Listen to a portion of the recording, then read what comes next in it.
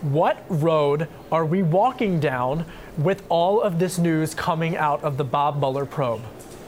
Good afternoon, Kevin. We are seeing a serious investigation conducted by Bob Mueller and his team, with 4 individuals now indicted, 2 of them pleading guilty, and one of them being the former national security advisor.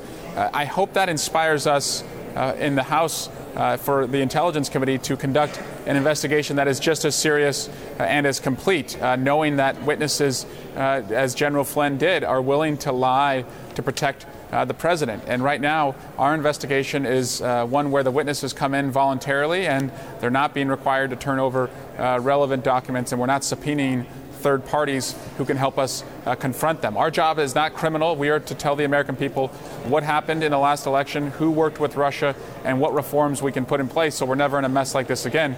I want to be able to do that. I hope this is a reset and a new inspiration for us to do it in a bipartisan way.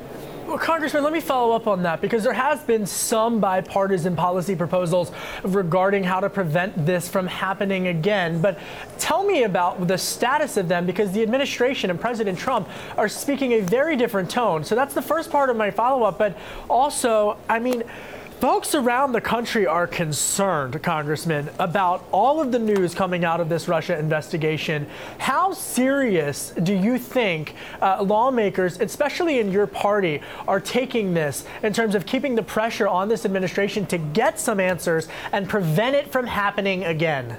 Yeah, and Kevin, I think the most important thing we can do is look forward. Of course, Bob Mueller will look at who needs to be held to account, but this is really about the freedom to choose. Who gets to choose when we go to the ballot box next November, or who gets to choose in 2020? And the best thing we can do is put in reforms that devote federal resources to state election systems, that require social media companies to notify the government if they see an interference campaign take place. None of those ideas, some of them are bipartisan, have come up for a vote. And I think the best way to do that is to have an independent commission parallel to the House investigation, but where you put bipartisan appointed foreign policy and election security experts together, as we did after September 11, to make sure that these reforms are put into place. You have said in the past that GOP members of the House Intelligence Committee were trying to thwart the Russia investigation by refusing to issue or enforce subpoenas for documents.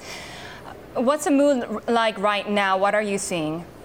Well, I'm seeing more of the same. We had a witness come in yesterday, Eric Prince. His transcript's going to be released in the next couple days, but he refused to answer certain questions, and he was able to do this because he's there voluntarily, and he turned over documents while he sat down in the chair. We were receiving the documents that had been asked for back in May while he sat down in the chair, and they weren't subpoenaed. It was what he thought was relevant. That's not how you confront witnesses. And let me just, Shery, give you an example of why you have to do this. George Papadopoulos in January and February was contacted by the FBI, guys with guns and badges. He lied to them.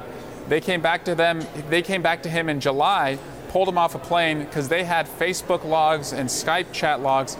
They confronted him with his lies and the evidence they had, and he told the truth, and he came around and said that he'd been meeting with Russians overseas about getting dirt on Hillary Clinton. Only when you have evidence to confront witnesses who aren't being truthful can you get to the truth, and that's what I hope this indictment and guilty plea today motivates us to do.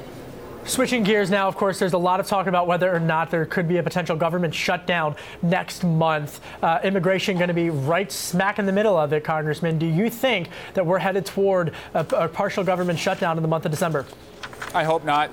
Too many people work too hard for our country to lose their paychecks during the holidays.